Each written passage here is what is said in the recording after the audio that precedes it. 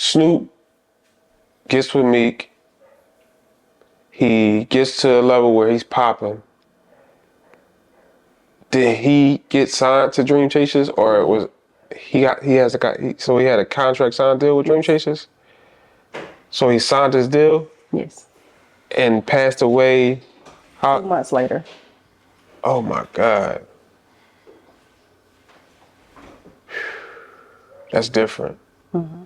He didn't even really get a chance to even fulfill his path. But would you say that Snoop walked on a path like he knew something was going to happen?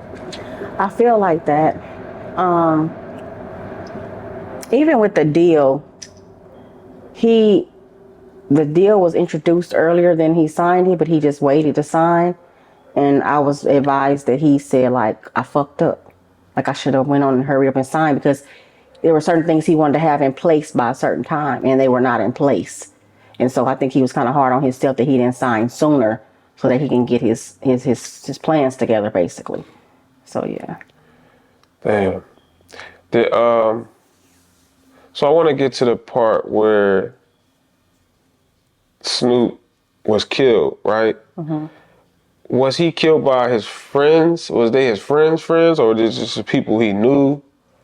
Well, the guy portrayed to be a friend. It was somebody that Snoop met on Grambling campus that was a student up there. Snoop was probably the only kid on Grambling that wasn't a real student. But you would have thought he was a student on Grambling campus, and so he met that guy. People from Jonesboro kind of had him on campus with them, right? And they started acting differently, is what he said. They started acting differently with him to cause him to, when he met the guy that killed him, that guy kind of showed Snoop love, and he would let him like come to the dorm and stay at his room, different things like that, if he was locked out from the other people. And so Snoop kind of had a sense of loyalty to him, like, I need to make sure you're good because you made sure I was good when I was in a situation. You know, so he embraced him as a friend, but that is who killed him. Did you ever meet this guy before? Oh yeah, he was around. He called me mama. He went to the funeral with us. I bought him clothes to wear to the funeral. You know, he was around. So he went to Snoop? Oh yeah, he was sitting about 2 seats over from me. I didn't know that. Yeah. Because at the time, the autopsy wasn't back. So we didn't know that it was him. So Snoop Killer was at his funeral? Yes. And he tried to get up. And they was like, no, you don't move. Because we were in an auditorium, like a big auditorium at the high school. They had, hold a graduation. So it was like a little journey for him to get up and walk. But he definitely tried to get up. And he was like, no, you need to sit down, But I feel like now, like maybe the casket was like, he had to be messing with you. Because how do you know what you've done and then this casket sitting this close to you in the front of you, So at the time, you knew he was there when Snoop got killed? Oh yeah, of course. But in he had about 17 stories, but he was stating like, oh, I was trying to protect him. But see, the autopsy proved differently. So he tried to, when they blamed it on the older guy, that's just a story that took off. That's what the media got. Yes. And that's what the killer went with. Excuse me.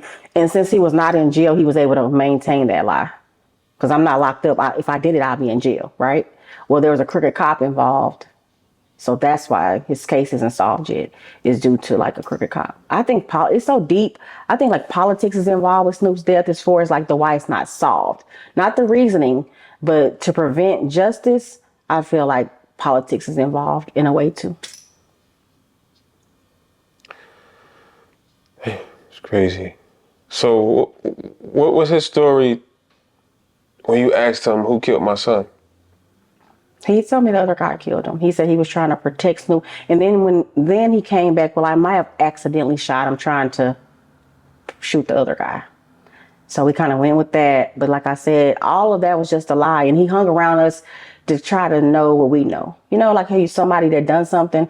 Like I always say that he was my bishop in the Juice movie. He was that bishop person. You know what I'm saying? He kind of just hung around to get the knowledge so he'll know how close are they on me. Wow. That's what I'm observing now. I think about it all the time. So now what happened though? Like, because the media says Snoop was shooting dice and playing a video game and they was arguing. Take me to that time of what you know what happened from the beginning. Yeah, well, I can't go into too many details because we do have a documentary. You know, I don't want to like relapse or repeat stuff on that nature. But what led up to the shooting is kind of up in the air. The question is still like, what led up to it? He was playing a video game, but the guy that killed him wasn't playing a video game. He wasn't playing against him. You see what I'm saying? So from my understanding, the guy who Snoop was playing the video game with and the killer had words.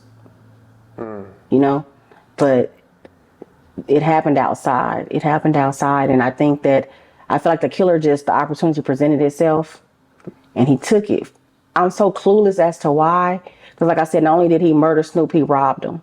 So he took his watch, he took his phone, he took his money. He brought the phone out about a year later. And he just recently brought the watch out maybe 2 years ago.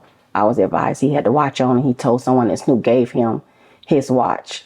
But Snoop had scratches on his wrist where you could tell there was a scuffle from the watch being taken from him. And I feel like if he was deceased and they tried to take the watch off, there shouldn't have been scratches. It's easy, cheesy just to snatch it off and take it, right? But there were scratches where his skin was scraped on his wrist.